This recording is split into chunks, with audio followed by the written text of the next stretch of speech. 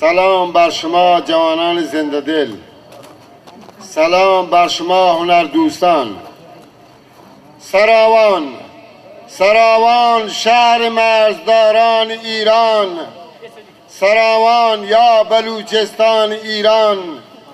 بلوچ از مرد و زن در شهر شیران، که هندوانه در سیب و سوران، انار و خرمایش معروف در ایران.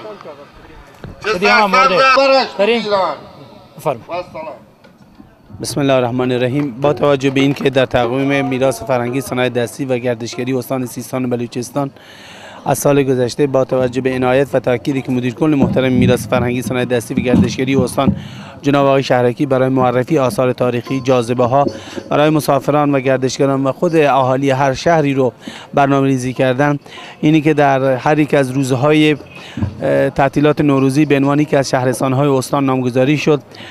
9 فروردین به نام روز شهرستان سراوان سرزمین نخل و نگاره نامگذاری شده است.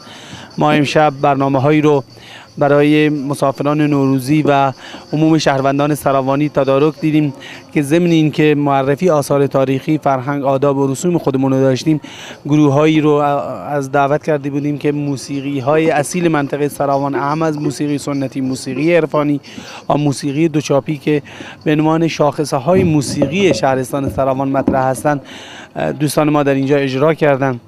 در شهرستان سراوان بالغ بر 480 اثر تاریخی مربوط به دوره‌های مختلف تاریخی شناسایی شده که از این تعداد 101 اثر در فهرست آثار ملی کشور به ثبت رسیده است.